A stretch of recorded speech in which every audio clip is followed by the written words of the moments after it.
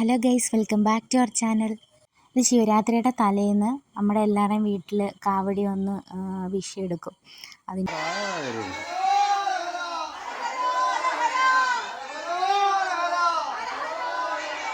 ഇത് അമ്പലത്തിൻ്റെ മുൻവശം ആളൊന്നും ഇല്ലാതെ പന്തലൊന്നും ഇല്ലാതെ ഈ പിക്ക് നിങ്ങൾ ഓർത്ത് വെച്ചോ, ഉത്സവത്തിന് ഈ സമയത്ത് എന്തായിരിക്കും എന്നുള്ളത്. പിന്നെ വൈകുന്നേരമായപ്പം അമ്മ അച്ചാറുകളെല്ലാം ഇട്ടു. ഞാൻ ശിവരാത്രി വ്രതമൊക്കെ എടുക്കുന്നതുകൊണ്ട് രാത്രി നേരത്തെ കിടന്നുറങ്ങി. അങ്ങനെ രാവിലെ വിളക്കൊക്കെ കൊളുത്തി നേരെ അമ്പലത്തിലോട്ട് പോയി. ഒരു 7:30 കഴിഞ്ഞപ്പോഴാണ് ഞാൻ പോയത്.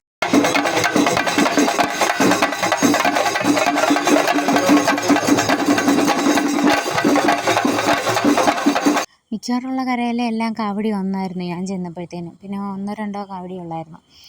അപ്പോൾ അതൊക്കെ നിന്ന് വീഡിയോ ഒക്കെ എടുത്ത് അമ്പലത്തിൽ പോയി തൊഴണമെന്നുണ്ടായിരുന്നു. തിരക്ക് കാരണം പറ്റില്ല. പിന്നെ ഞാൻ ഇടയ്ക്ക് പോയി തൊഴുതായിരുന്നു. ഇനി കുറച്ച് വീഡിയോ അങ്ങോട്ടുള്ളത് കാവടിയുടെ കുറച്ച് വീഡിയോ ഓരോരോ കരയുടെ ഞാൻ കുറച്ച് എടുത്തിട്ടുള്ളേ. ഇതേ അവിടെ വന്ന കാവടി, ഓരോ കരയുടെ കാവടിയുടെ എടുത്തതെല്ലാം അവിടെ അമ്പലത്തിൻ്റെ അകത്തോട്ട് വെക്കുന്ന കാഴ്ചയായിരുന്നു.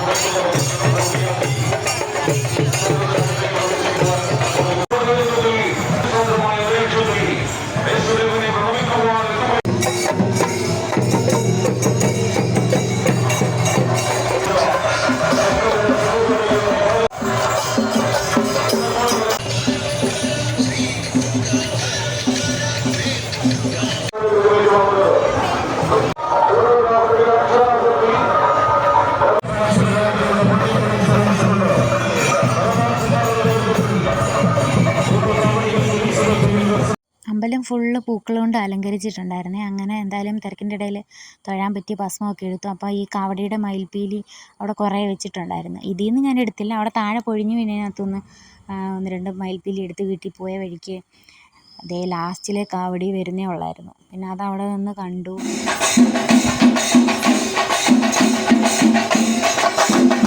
ഇത് കാവടി തുള്ളി ക്ഷീണിച്ച് നടക്കാൻ വയ്യാത്തവരെ കൊണ്ടുപോകുന്ന വണ്ടിയാട്ടോ. പിന്നെ ഉച്ചയ്ക്ക് സദ്യയൊക്കെ ഉണ്ടായിരുന്നു. ഞാൻ വ്രതമായതുകൊണ്ട് കഴിച്ചില്ല, കരിക്ക് കുടിച്ചു. പിന്നെ വൈകിട്ട് ഉത്സവത്തിന് പോയി.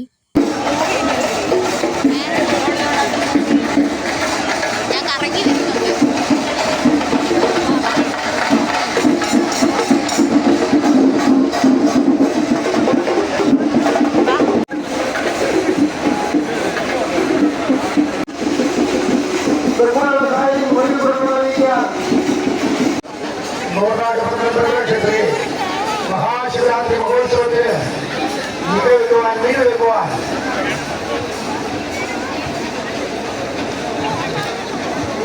തമ്പുരാനെ ക്ഷണിച്ച്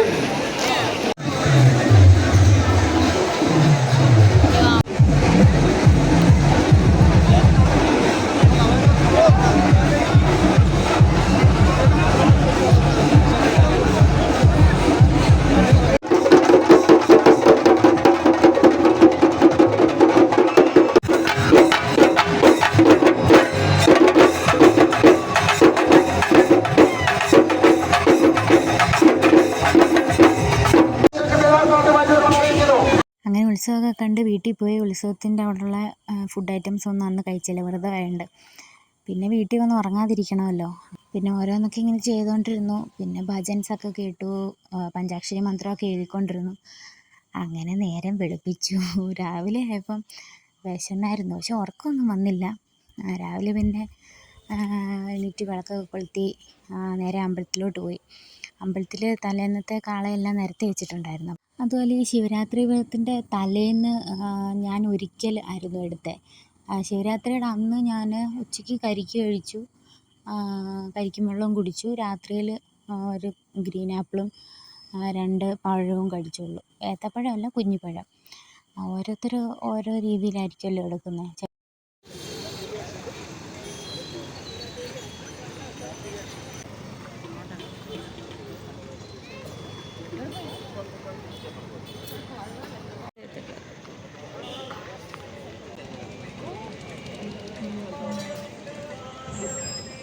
തലേന്ന് എല്ലാ കാളയുടെ അടുത്ത് പോകാൻ പറ്റിയില്ല, തിരക്കായതുകൊണ്ട്. അതുകൊണ്ട് രാവിലെ എല്ലാ കാളയും കണ്ടിട്ട് വീട്ടിൽ വന്നു.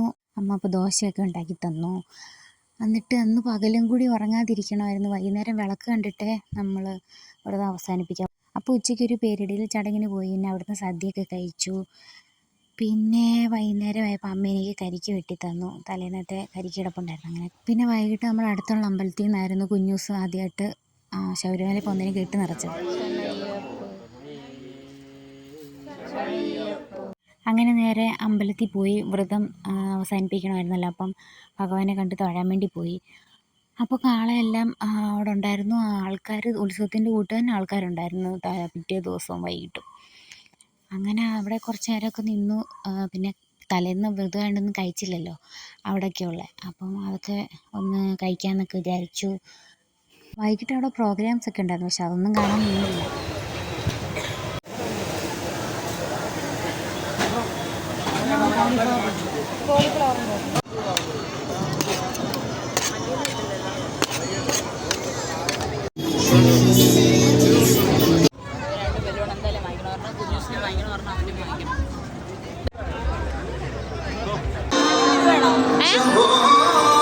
അങ്ങനെ ഉത്സവമൊക്കെ കണ്ടു കഴിഞ്ഞ് വീട്ടിൽ വന്നു.